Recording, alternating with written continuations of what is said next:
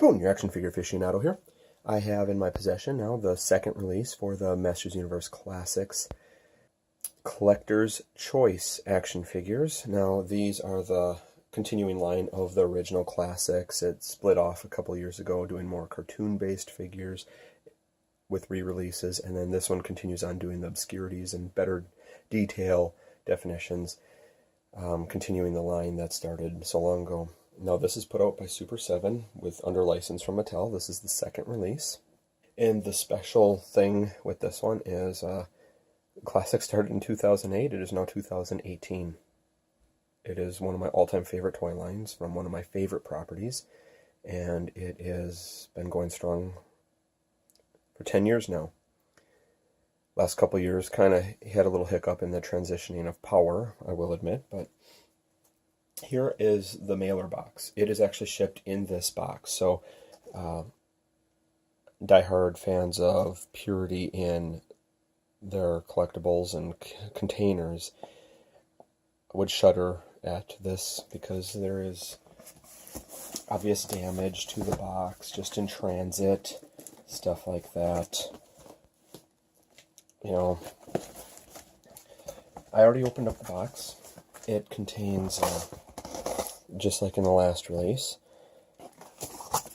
a little barrier insert for protection, and the boxes are all lined up like that for each individual figure. Now let's just pull one out at random here. I haven't really looked at these yet. Okay, we have Granita. And as you can see, there's some... It seems like in the top and bottom of each one they have a little barrier insert in there along with a little sheet to help aid in the protection of these interior boxes. And as you can see from the outside mailer box here, we have all the names listed: Dylamug, Karg, Raptrap, and Granita for the figures being released in this wave. And here we have the boxes all lined up and ready to go. Take a look at each box. So we have the classic logo for the classics line up there. Each name now with certain things. Karg is trademarked, while these all, let's see, Raptrap trademarked. Granita's got the R for the restrictions. So let's take a closer look. The boxes are all fairly the same, but like I was talking about earlier, the really cool thing is this is the 10th year anniversary, and Super 7 has taken note of that in the packaging. And well, here he is, action figure fans, the notorious, infamous Karg. It took a lot of tooling, finagling, basically, I should say, to get this guy out and into my hands, and I'm not disappointed, to say the least. Just looking at this here. Give you a close-up. I'll go further in depth on his story as I do the figure review. Some phenomenal art there. Same design with the figure layout as the other figures in this package, and his bio. Alright, here we have Karg in all his glory out of his packaging. And we'll give you a quick look at some of his little tools first. Good detailing, a couple different colors in there for the app. Looks nice. Don't really need a lot of color here, but it's a gun with a ample amount of detail, and I love the little like holder here in between where the trigger would go. A little separation there. Gives the gun some unique traits.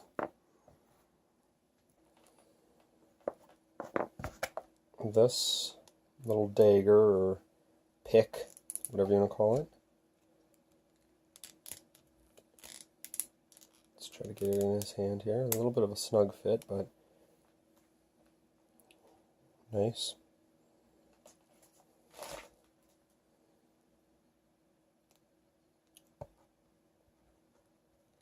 So that one, it works, but it kind of goes in a little tight. You can even some of that, some paint marking there. If you really wanted to, you could even try to finagle it in there and just use it as a loose holder for it. If you just wanted to keep everything out on display, have the gun in one hand, that in another.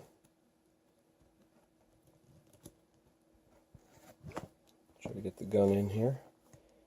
Best kind of going, there we go, to the side. And voila. Holding his gun. Now, if you're only a casual fan, just kind of looking into this, and you're wondering, well, okay, this doesn't quite look like the Karg from the movie. Well, there's big legal concerns that have always plagued this character, seeing as how he was never made in the original toy line. Mattel couldn't openly make a toy because the movie rights were held by the company. I don't know who currently holds those rights, but whoever has them owns that particular style of the character. But the character did appear in several of those Marvel 80s comics, to which I have the complete set, and this is how he appeared there. So to try and bypass that legal little loophole there, they made him based on his comic book character. It would have been cool to have the more, as even I think was pictured in maybe a prototype, the original Hook, more movie-esque there.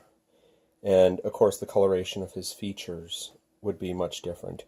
Some people have taken to doing repaints, stuff like that. Some people want both versions, the comic book version and the movie version.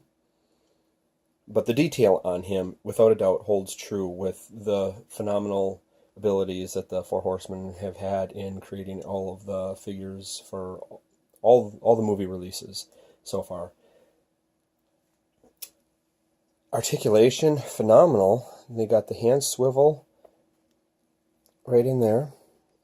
So you got the swivel, and then plus you got this little joint allowing for added mobility. You have the typical elbow, bicep swivel, shoulder. Now with the Hook, his swivel comes right at the base of this gauntlet there. And this, to me, is a missed opportunity where even if they didn't have that hook in there, they could have made this easy to separate and make compatible with other items, weapons, trap jaw components, stuff like that. They're a slightly missed opportunity. With that, it's got the typical head mount, and of course this like Victorian frill from the base of his cape underneath there. A lovely design. And he's got the ab crunch, ab swivel. Great range of ball socket type motion with thigh, upper hip, then knee. Very tight joints on this particular release. I know that was one of the things that plagued the first series, and I definitely covered that in my review, my displeasure in that. Now his boots got a swivel right below the flap there, which I quite enjoy. And then he's got this ankle swivel. He does not have the side-to-side ankle that we've seen in the past, which I am fine with. That seems to weaken the structure of the overall stance, so the less figures that have that, I'm happy with. That creepy mug of his. Very metallic-y paint on his armor. Great detailing. All his little tools on his belt there, sculpted in. His ears blow me away. I never even really realized his ears stuck out like that. Just an overall really creepy looking dude. I love it. Love it. He is definitely poised to be my favorite release of this set. Much like Sarad and Blade have been great. In looking at him here though, this metallic-y paint does seem like it would have good probability of flaking. in between the joints, stuff like that, so be careful with that. Yes, part of me had to do this, just show off the trio from the movie. I loved that movie as a kid. I still think it's a little underrated today. Some of the special effects, the costume design was phenomenal. I had to throw these three guys together just to show you what they look like together. I'm so glad I finally have them. Yes, Karg was a little bit smaller in the movie. Oh well, what are you going to do? These three guys together at last. Booyah.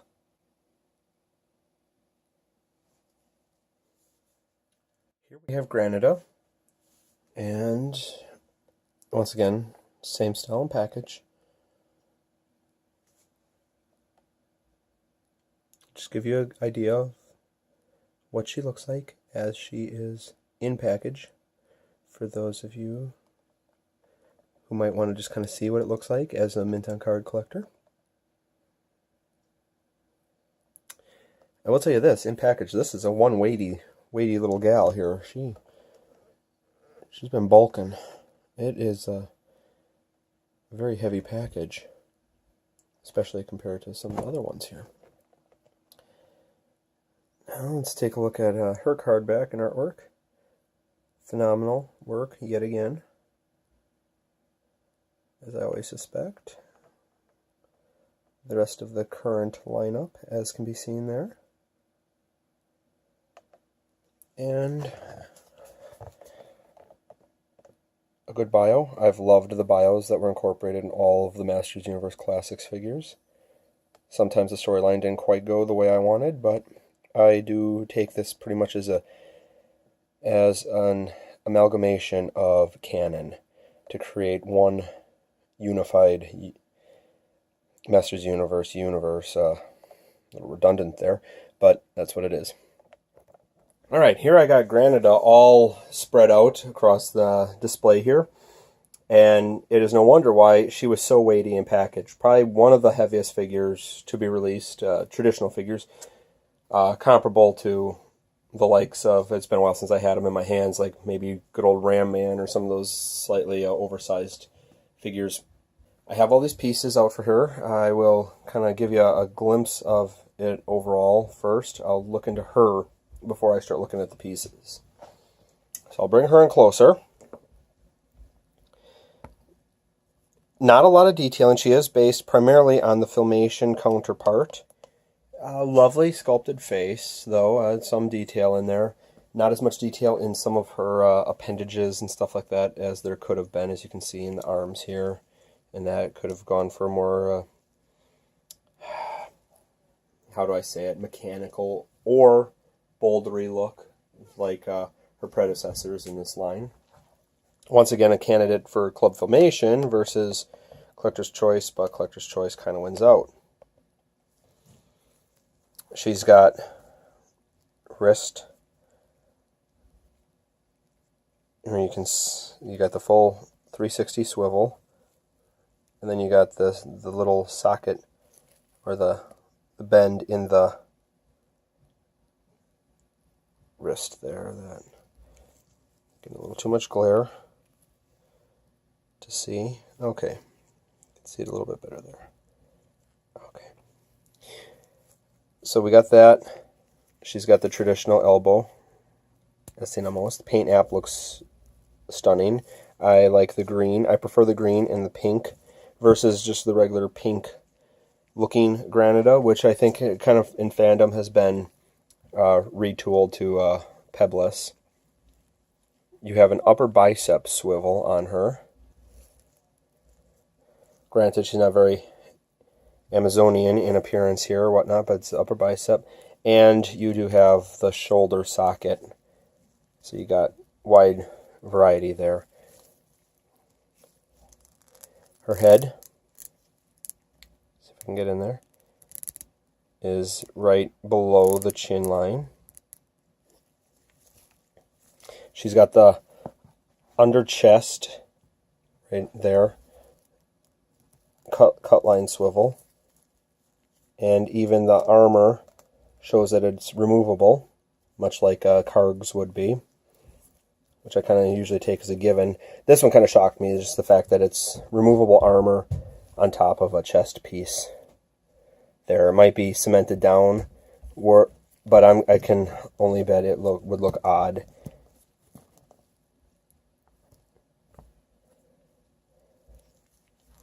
So that counts as her waist. So instead of giving her a waist swivel there, she's got the upper torso. Legs. She has a wide range of leg motion. You can kind of get in there and see that. Then, kind of like Dylamug, and above the knee, got a swivel there. Hers doesn't look as out of place as his does, though. Traditional knee. And then the classic female foot, side to side, front and back. So I think I covered all the points of articulation on her there. So if you wanted to display her like this, that's fine. Also, she came with the Rockeye Blaster, which can be held or inserted into the belly right there, that little peg slot. Now, coming packaged in here, her arm pieces were on. The two side leg pieces you see here were packaged in little baggies behind the inner tray of the blister, and this was on the side of the inner tray, so it kind of wrapped around it. She had the back piece on. Now, you'll take a notice here, okay, I got it kind of spread in a wide stance here, but the hips look like they're corrected a lot better from the horrible releases we've seen from Super 7 earlier on their female figures. Much better. Not quite perfect. There's a little bit of a gap in the line there, but I think standing like this, she looks phenomenal.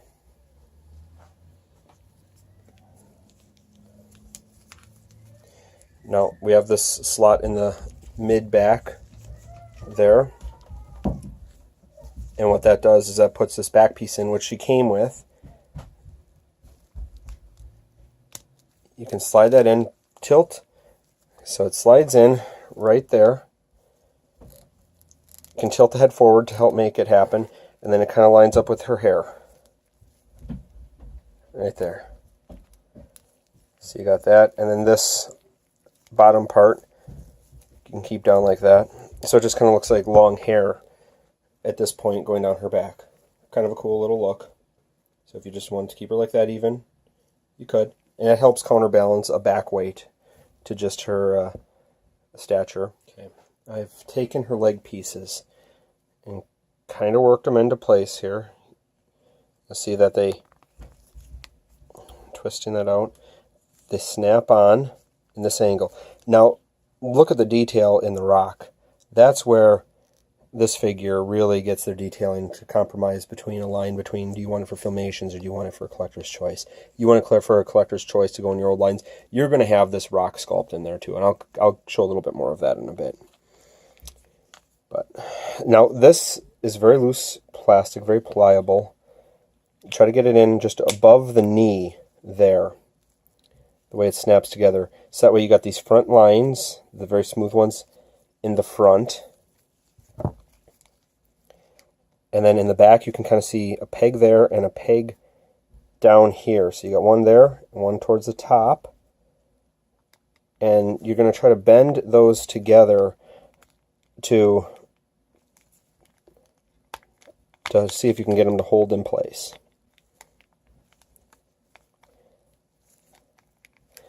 Not much to work with as far as those pegs go.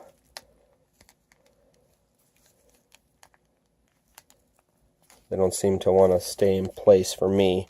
I don't know if it's the design of just mine or others, but we have the arm pieces here. You can see all that sculpting on the interior.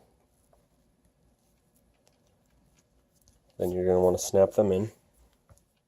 This piece here is really bulky. This is the weight right in here. And your goal is to get her to slide into that position. So let's see if we can take her forward. Let's start out with just molding her head into place there. And see what we can accomplish with getting her legs snapped in to place.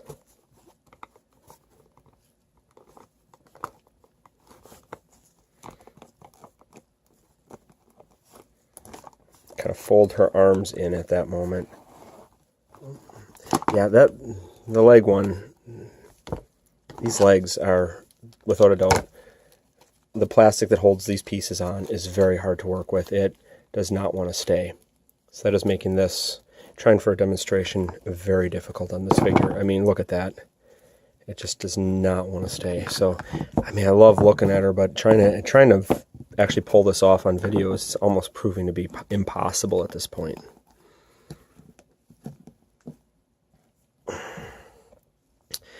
You got a slight glimpse of her, I guess, in a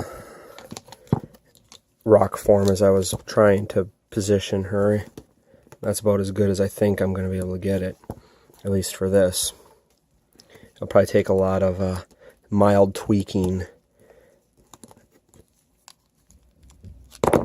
See, just that one in particular is really bad for me. I'm trying to keep the hair in place. Oh. And let's see, that's just held on by a mild little socket there. She's just falling apart on me at this point. Just falling apart.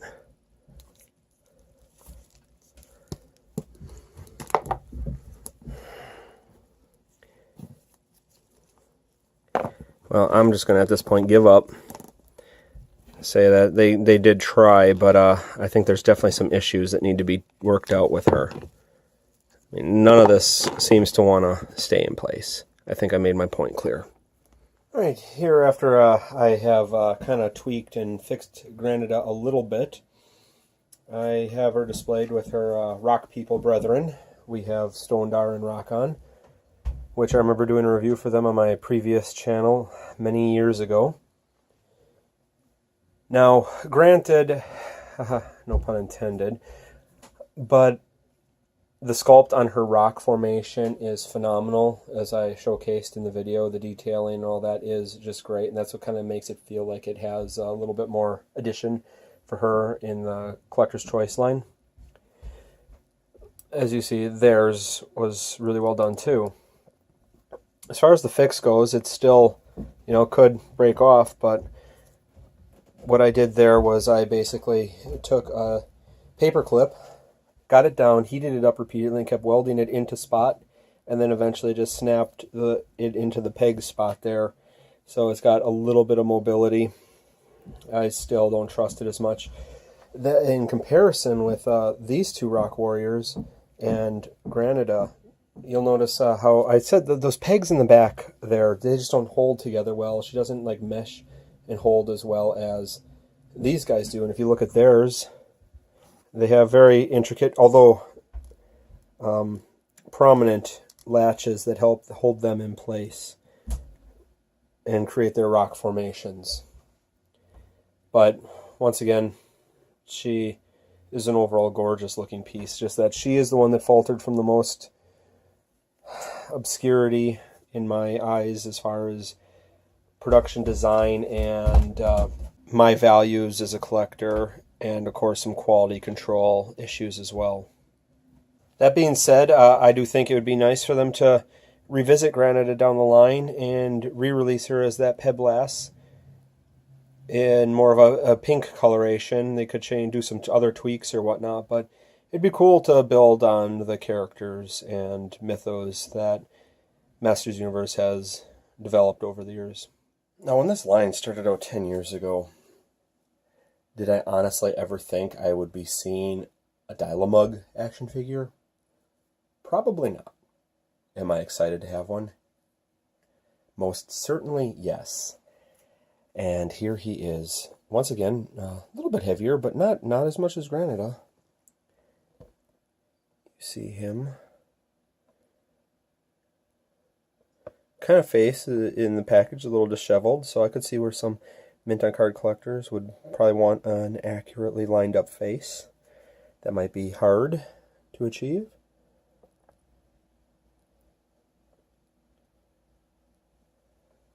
No other real special markings denoted on his package.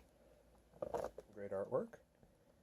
I love the artwork. I've always loved, even on classic 80s boxes, toys, if it had original card back or boxed artwork, paintings, drawings, whatever, I love that. Versus just like a cellophane window or something like that, where you see the toy, and I just love art. And it just adds an extra little something to it for me. Maybe with other people, obviously, all have their own opinions, but that's what it really gets me going, is just all those little extra touches. Take a quick look at his bio here. Now, if you're wanting to read it in the review, of course, just give a quick little pause to read, because I'm not going to have it up here long enough for you to probably read the full thing, unless if you are a super fast reader.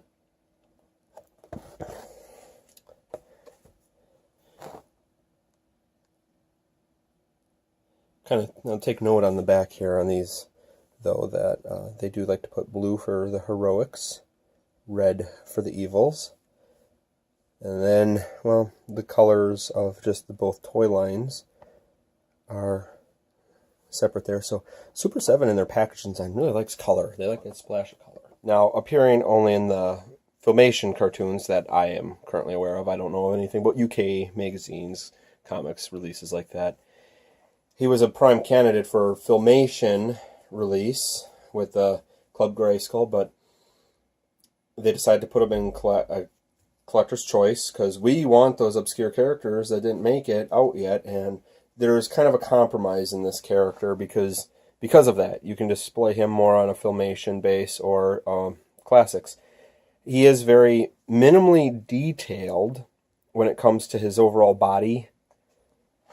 Based on that, I would have liked to see like rivets, bolts, other paint application to make him stand out. Maybe adjustments that if I wanted to, I could make, or you.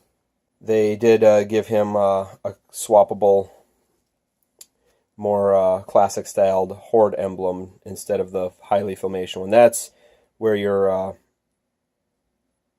compromise really comes in. Then, that said, he is a great figure.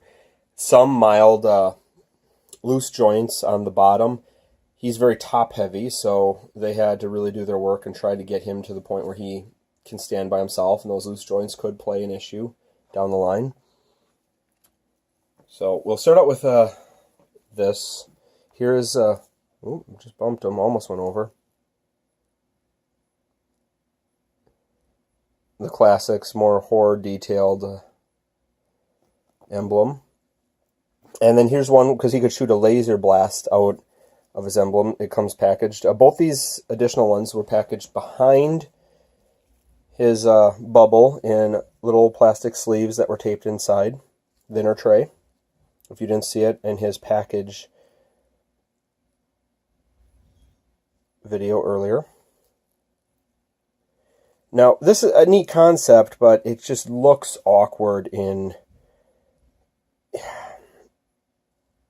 being done. It doesn't really look like a laser blast coming out. It just looks too much like it's just something, part of it protruding, even though they try to do a little burst around there. And then they got this burst here. Now, this was a big disappointment because there was a larger flame ball on the original one that existed, and this one does not look as good or well done as that one. But that could go in with, maybe, since it's supposed to stick out the top, that larger one was just too counterintuitive to his stance, and probably saw a lot of Dylamugs tipping over because of that. Maybe that's why they resculpted it. I don't know. So we'll take a look at this. It just pops off very easy with the little peg in there. Let's give him shooting the burst.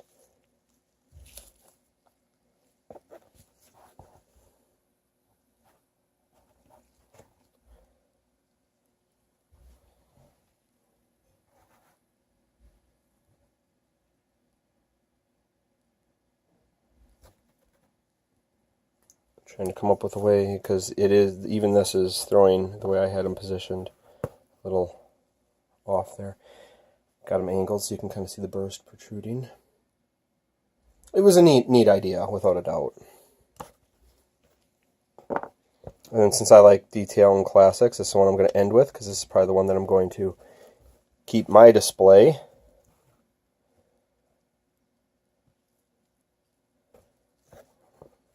This hip for me is pretty loose. I might want to do something about trying to tighten that up down the road.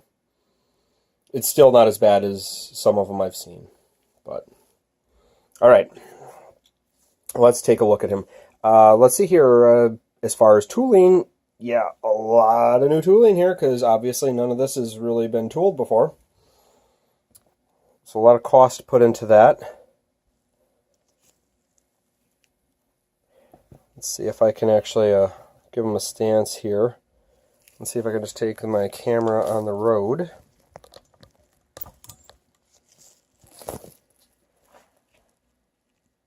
Just to get some of these details of him in.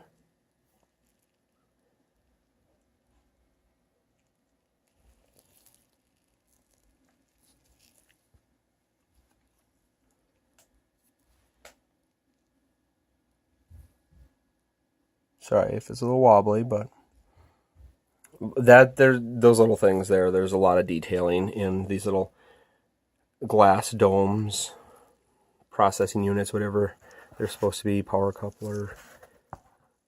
Kind of drab on the back, almost looks like a opportunity for a sticker or something there. Let's take a look at the overall articulation on him now. Now his joints, his feet have a side swivel on the ball joint, plus they have the traditional momentum of just there. Now he's got these, which mine are very, at the knee, very, very tight joints. You can hear the click as it moves. Well, these joints here are decent, a little loose, but seem to hold pretty well. I could see these wires being an issue down the road, just with maybe the material could start cracking as they are in on joints or something like that, and movement. I could definitely see issues with this material eroding over the time. Then you have the hip, which is just under a forward and backward movement, both legs that way.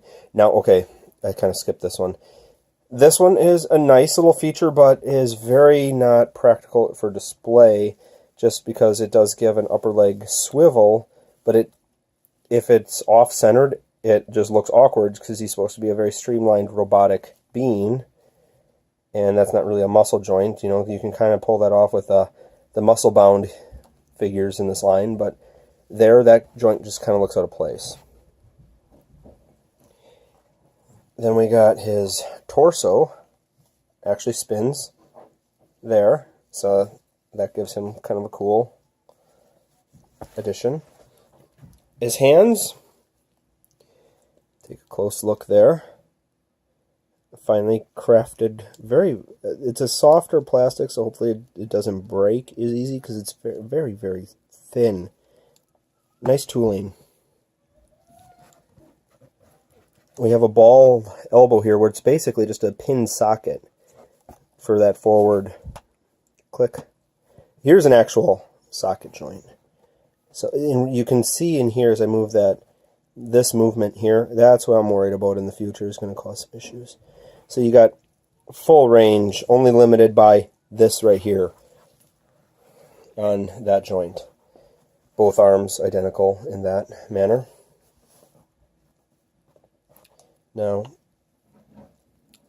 not really articulated up here, but okay, let's get to his action feature. Not a lot of these figures have a lot of action features, but pretty cool. He does. I could have imagined how the action feature on the original toy, if ever made in the 80s, could be incorporated in here, and it would be pretty cool. The way it could spin. I almost figure like pulling a roulette tab and it just, his face ends up the way it ends up. Now, it's divided into 3 sections here. I've got it positioned like this.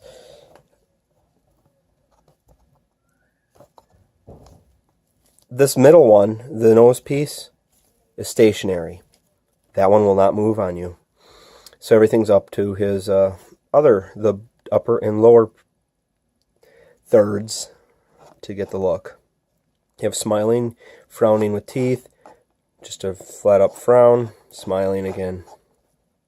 This could kind of be more of an evil, sinister look here, and then we have the really, really low-browed expression in his eyes there, not happy.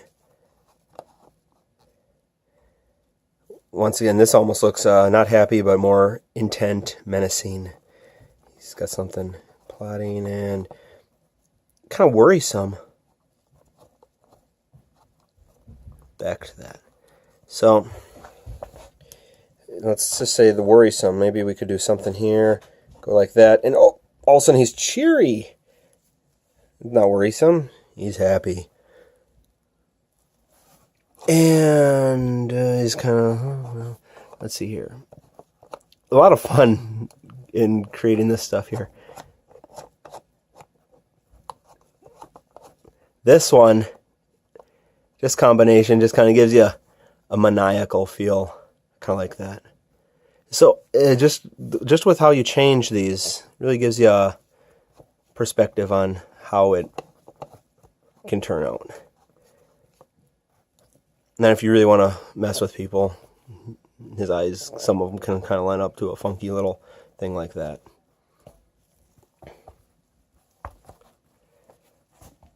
Like I said earlier, I never thought I'd have Dylamug in this collection to begin with, without it being like a 3D printed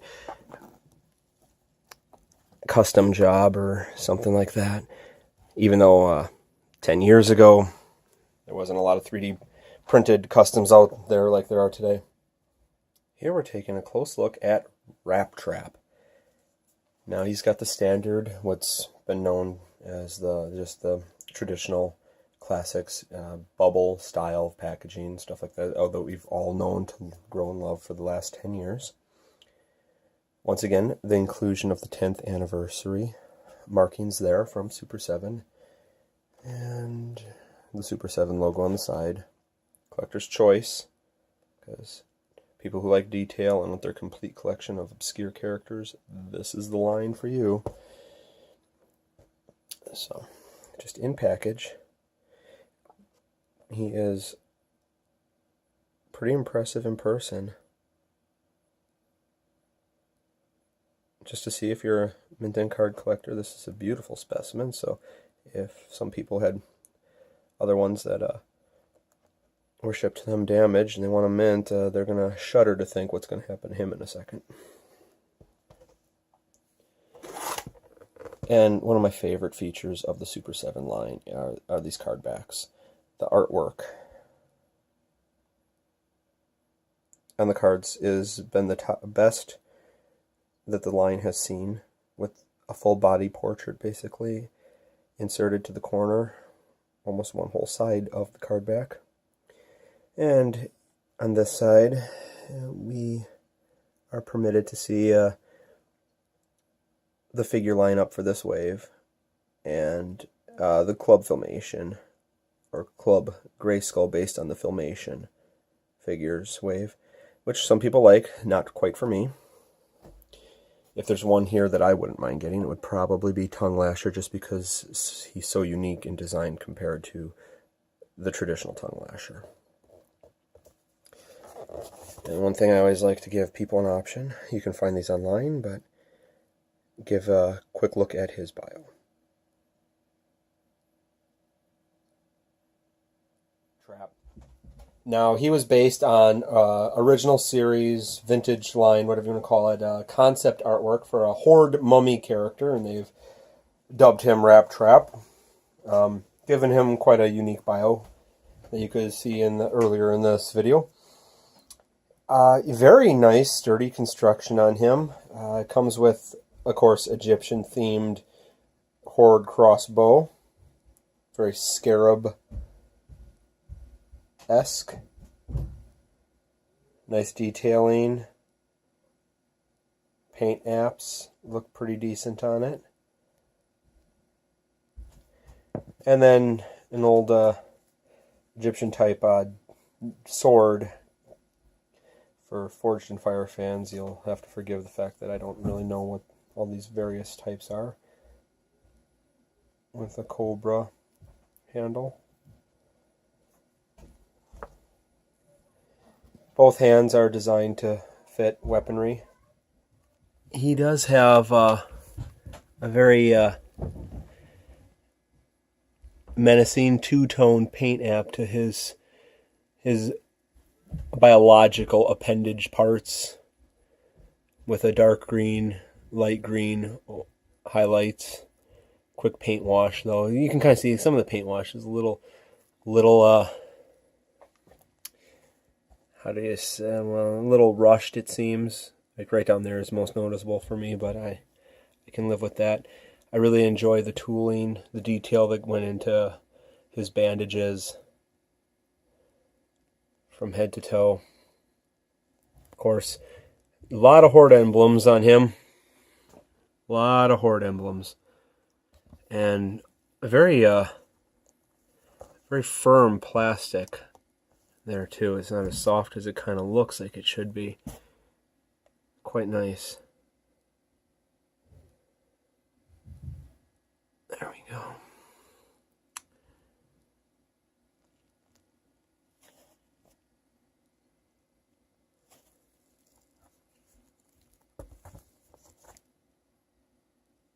Really glossy red eyes. So after looking at that, he does have a very pivotable, however you want to say that, foot and ankle joints. Once again, actually most of his joints aren't too loose, so they're usable, and very firm in the knee. They click nicely. They fixed a lot of the joint issues that they had from the first series, and can do he's got a pivot above the quad muscle region, and then you can see where in there he's got his mobility behind his belt buckle. Got waist movement, ab crunch. Stick those pecs out like that. 360 swivel pivot on his hand, along with the ability to kind of bend his wrist very tight on this one, though, and I'm afraid to go further without like heating up the joint. Could warp it very tight. Like this one works just fine. So just like the first series, it's always a figure-to-figure basis in how they do. He's got an elbow socket you can turn at the elbow and give it that motion, range of motion there at the elbow. Because it's really weird that they designed it like this, because I know it's been traditional to have more built in the bicep swivel. Kind of neat. Then he's got the traditional shoulder ball socket there, and of course his head. On the back here, he suffers from severe lat syndrome by the looks of it, for being a dead guy in particular. That sculpt always kind of bothered me a little bit, when that should have been more of a armor related type look versus just muscular features on the character themselves. So I have to say, Rap Trap, phenomenal execution. Kind of looked blah in the pictures. He was a character I was very excited to see initially announced, because I was familiar with the Horde concept artwork for well over a decade before they announced this guy. Well, folks, there you have it. My look into Super 7's Masters Universe Classics Collector's Choice second wave assortment of characters. I think there were some great improvements over the first one. I did run into some complications, as you will have noted, watching through on my Granita portion in particular. A couple of things I might have pointed out here and there on Dylamug or some of the other characters, but phenomenal additions to any collection. I'm Spoon, your action figure aficionado, keeping it mint.